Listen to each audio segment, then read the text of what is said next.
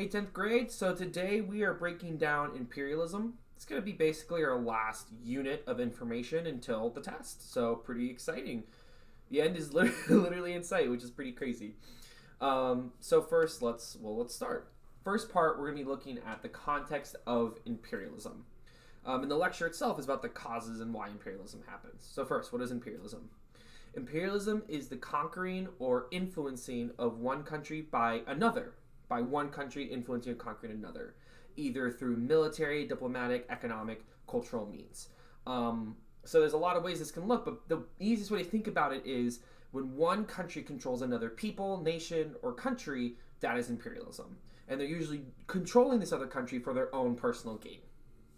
So that's our definition.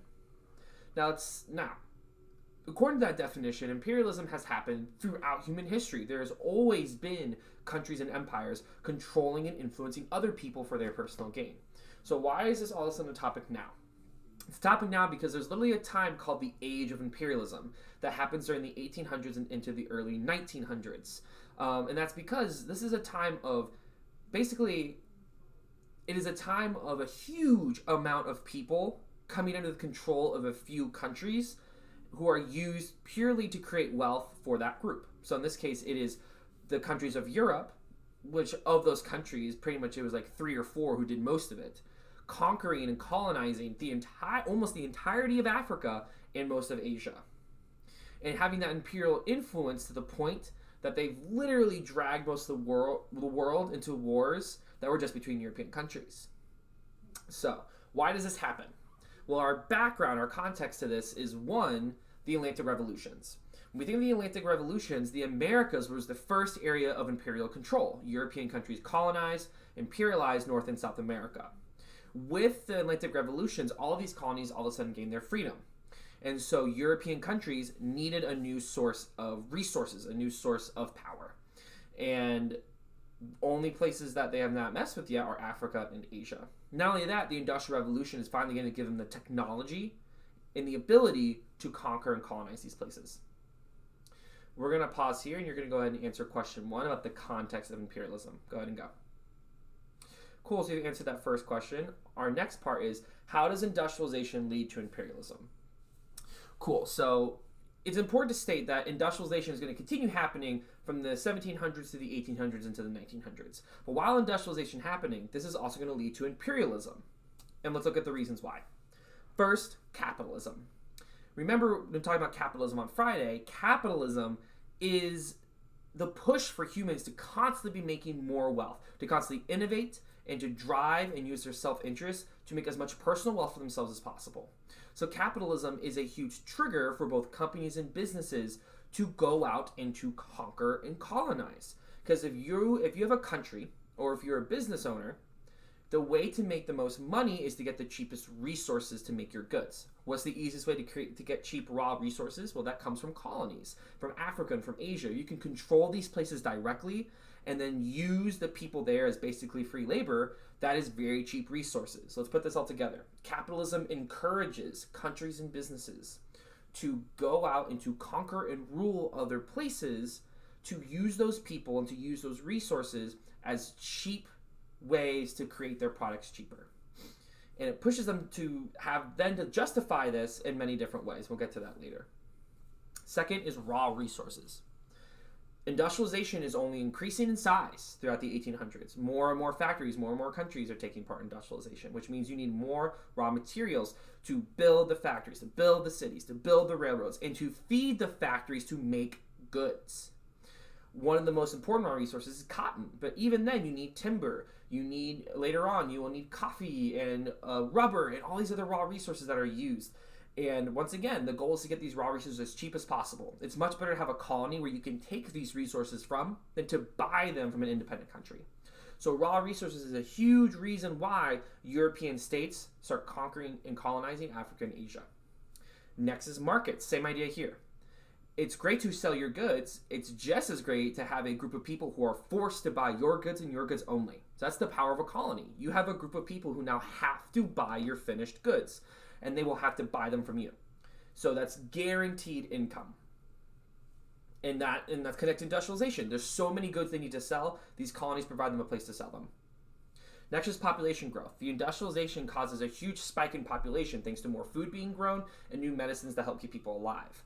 So with this population growth, European countries are legitimately scared about how large their populations were getting. So colonies were viewed as places to send people to relieve the pressure of their population. Australia is a famous example. Australia, which was colonized by the English, was used as a prisoner colony when it first started, just to send prisoners. It's also important because the nobility of European countries are losing their influence, losing their power. Their agricultural-based lifestyle isn't as important anymore. And so the colonies are actually a very useful place for nobility to go move to and continue living that lifestyle they're used to as a planter-based lord, and can continue that sort of lifestyle. Last but not least is nationalism. We talked about nationalism, how states of Europe are starting to form these national identities that create this intense loyalty to country and unite the people behind a cause and a purpose. Well, this also means that people want their country to be the best. This actually creates a drive for people to say, my country is the best, we're the strongest, we're the most powerful. So nationalism is actually a huge push for imperialism, as this competition arises as people want to compete over who can have the most colonies and thus the most power. So there's actually a push by the common people of European countries for their government to encourage and actively take part in imperialism to show the strength in the power of their countries. Cool, so we're going to pause here, and you're going to go answer question 2 of our questions. Go ahead and go. Our last section is the justifications for imperialism, or how Europeans said this forceful conquering and abuse of people for our personal wealth. Well, there's actually good reasons for this. So these are the justifications or the why this is okay. First is religion. Of course, the people of Africa and Asia are not Christian, and a big part of Christianity is to spread the faith, to save souls. And so with religion, it was a huge justification with Europeans saying, we need to spread the faith, we need to help save the souls of these people who have never heard the word of God. There's also huge stereotypes, especially around Africans, who were assumed to be Muslim, and so it was even more important to save them because they're following a heretic-based religion. And so it was a huge push for people of both Protestant and Catholic backgrounds to move to these areas and convert them. They would often form things called missions, which is where their whole purpose is to convert people, and they would form these mission stations. These mission stations would be set in native African or native Asian communities, and the missionaries would literally live there, and they would teach them the word of God, and then also build schools and roads and hospitals, and basically embed themselves in the community to convert people to the faith, and was used as an excuse for why European nations should stay there. Next is this idea of the white man's burden.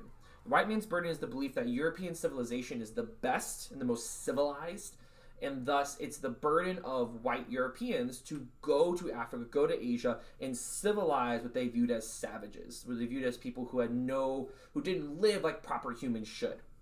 Basically, this is just an excuse to say we're better than you, and the idea is that Europeans had to make Africans and Asians act European, to civilize them.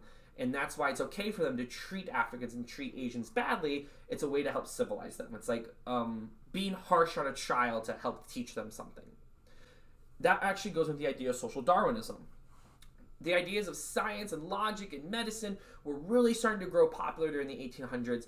And along those lines, science is often used both as a positive, but can also be used in a very negative manner. In this case, we know Charles Darwin, who had the theory of evolution and the theory of like the strongest survive. Well, this gets transplanted to humans.